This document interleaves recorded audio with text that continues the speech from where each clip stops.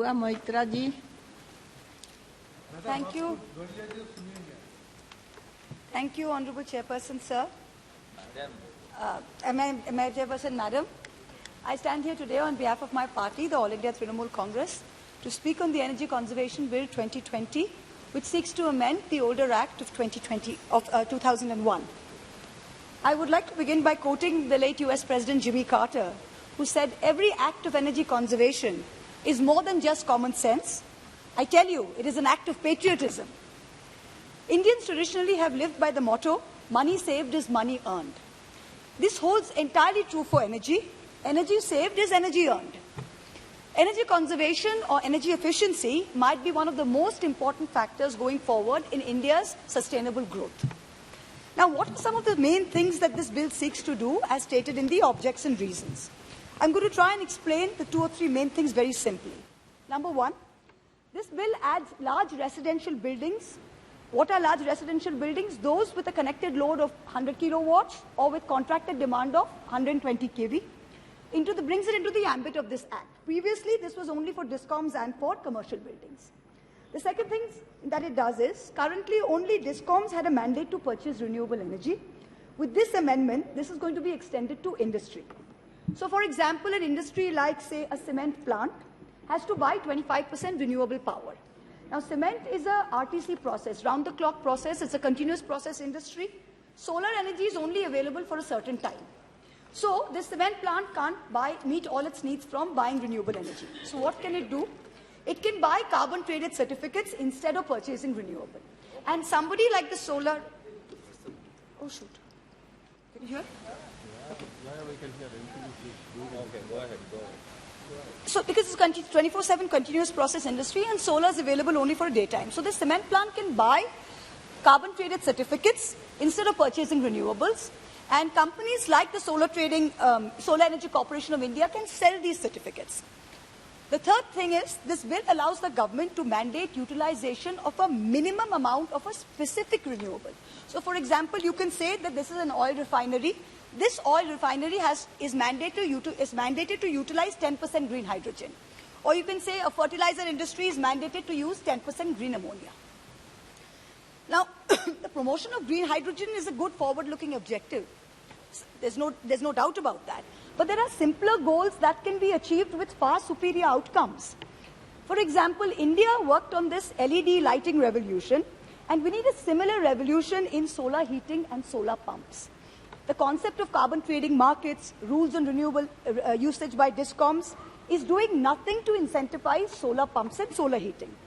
The Honorable Prime Minister's mission is a home for all under Prime Minister's Awas Yojana, which is a great scheme.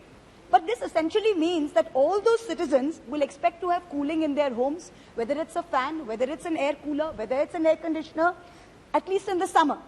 So we need to talk about cooling equity. Nobody is talking about cooling equity. The Intergovernmental Panel on Climate Change predicts that by the year 2100, that's 80 years away, the need for electricity for power cooling is going to go up by 30 times what it was in 2000. Now, this is a global statistic. India's Ministry of Environment's ozone cell has already talked about cooling goals in the India Cooling Action Plan, ICAP. They had a very comprehensive report published in March 2019, and an honorable member of this House, Dr. Harshvardhan, was then the minister.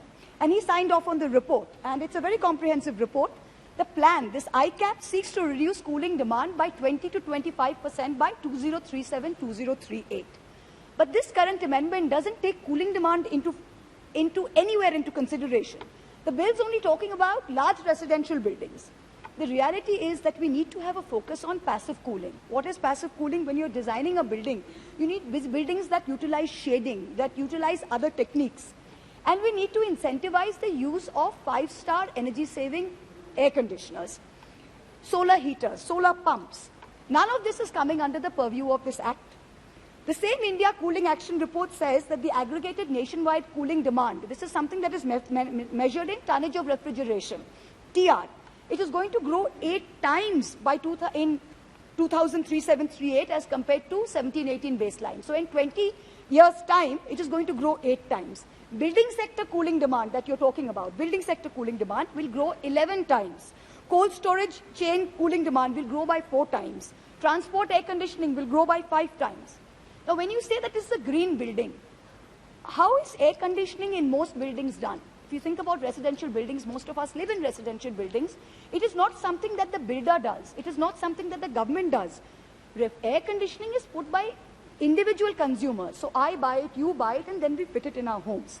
So 8% of current households currently in India have air conditioners. Now this is anticipated to rise to 21% by 27-28. So in another 5 years' time, 21% of India's homes are going to use air conditioners. In 15 years' time, 40% of India's homes are going to use air conditioners. So what do we need to do? Currently, there's an Oxford India Sustainability Center. They've come out with a study that says that 40% of air conditioners being used in India today have 3-star energy efficiency. We need to make sure that all air conditioners sold, there is an incentive for R&D, incentive for manufacturers to progressively improve, for 5-star AC units to be available and for people to be incentivized to buy them. And solar-based cooling technologies should be given a big R&D focus because we are not focusing on cooling technologies. If you're talking about rural households, there's air coolers and there's ceiling fans. So even ceiling fans and air coolers, we have something known as a Bureau of Energy Efficiency, the BEE. Today, when you go to the market, for example, if you go to Kotla market and you're trying to buy a fan or you're trying to buy a cooler, there is no BEE stamp on all of them. So we have to make sure everything available to the consumer, even in terms of non-air conditioning, so that fans and coolers have a BEE stamp. When you read the ICAP report, it spoke of long-term, medium-term, and short-term recommendations. I'm just going to look at the short-term recommendation. It says very clearly that India needs to recognize cooling as a national thrust area and promote R&D for cooling. It needs to facilitate research for energy-efficient cooling technologies. I don't find any mention of this in the current amendment at all. Now, there's one very important thing we need to concentrate on. Most of India's cooling requirement occurs between 7 p.m. and 10 p.m. This is the time when people come home after work, families sit together. This is when the fan is on, the air conditioner is on, the air cooler is on. Now, when we're talking of renewable energy and we're concentrating on solar energy, please understand, solar energy is only available during the day. So we need to shift the availability of storage of solar energy to the 7 p.m. to 10 p.m. slot. So while we need to create solar, we need to create peak storage battery, 4-hour peak storage battery to store that solar. We need to create pump storage hydro, grid scale batteries to shift the availability of solar to the 7 p.m. to 10 p.m. time when people need it. Otherwise, it's useless because the time when people need it is not when renewable energy is being made available. Now, when you see India's size, India is a vast country, and there's perhaps no other country in the world as big as India which has only one time zone. Now, there's a study by the CSIR National Physics Laboratory, and it's a scientific study, which says there's a huge benefit to evaluating, at least let us evaluate the idea of 2 time zones for India, one for the Northeast region. So Assam, onwards Northeast, and Andaman and Nicobar, because in the evenings in winter, sun rises at 5 or 6 a.m. and sets as early as 4 p.m. Government offices start at 10 a.m. So you have that peak time in the morning where energy is wasted. In the evening, in the northeastern part of India, you are needing electricity from 4 p.m. for lighting. In the rest of India, you're needing it at 6 p.m. So again, you see the circadian rhythm of people plus the energy needs are different. And perhaps the idea of making that part of India GMT plus 1, GMT plus 6.5 as opposed to us which are GMT plus 5.5 for the rest of India would be beneficial, and the study actually says it would result in an annual saving of approximately 2.7 billion units of electricity. This is a study which is there by the CSIR National Physics Lab. So I think there's a critical need to implement it both urgently in terms of both health and energy conservation. Now, let's look at the bill from the perspective of industry, because we are encouraging industry to actively produce renewable energy and to promote renewable energy. So, but what are we doing to make things easier for industry? Number one, the biggest challenge is policy consistency. The regulatory framework for renewables, the procedures are different from state to state. So, the definition of the RPO, the Renewable Purchase Obligation, differs from state to state. So this, for a company which is operating pan-India, it's creating a huge risk of investment because your different standards are there for every state.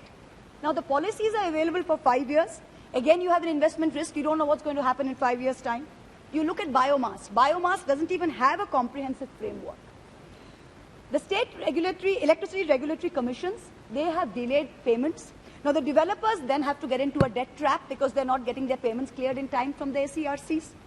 For captive solar producers, a consistent metering policy is a must. There is no consistent metering policy for captive solar producers. When we come to GST, the government previously had 5% GST on renewable energy equipment. Now they have increased it to 12%. If you look at the last 18 months, the price of PV modules, photovoltaic modules, which are used in solar panels, have increased 40 to 50%.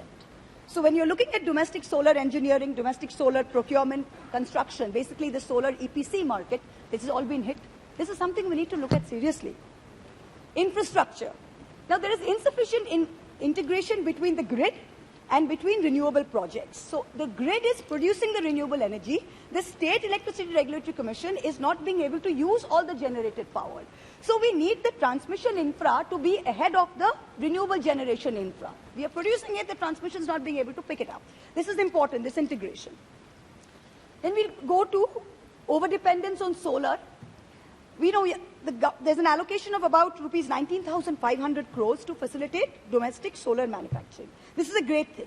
Currently, 80% of dependence is on one country, China. 80%.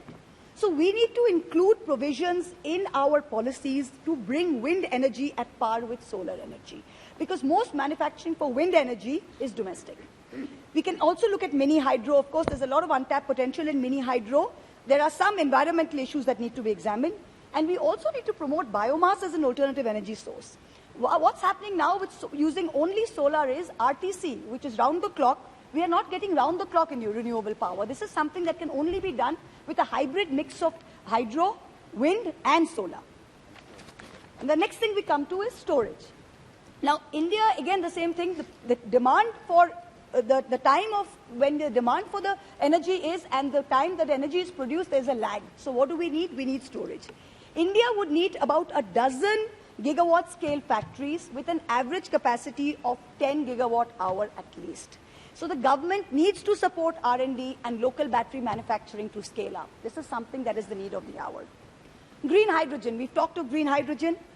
Currently, 95% of energy produced, hydrogen produced is grey hydrogen, which is from natural gas. So there are technological challenges for transportation and for the usage. So a major R&D effort and investment is required in the green hydrogen space. It's not going to be easy to shift overnight from 95% grey hydrogen to green hydrogen. Now, it's a good bill. It's a step in the right direction. But this government's got an uncanny knack of ignoring what's important and concentrating on what makes headlines. For example, now we should be looking at GDP. We are being exhorted by the government to concentrate on our DPs. So the G is being forgotten from the GDP, only look at the GP. So let's not make the same mistake with energy conservation. There's plenty of good work done by various ministries. I myself have read 2 very comprehensive reports, not by your ministry but by others. I would really urge that those recommendations are encompassed into this amendment. So in conclusion, we've got to be really serious about energy conservation and about encouraging energy conservation, and it's not just enough to be a government of gas bags. We've got to do more than that. Thank you very much. Yes, answers.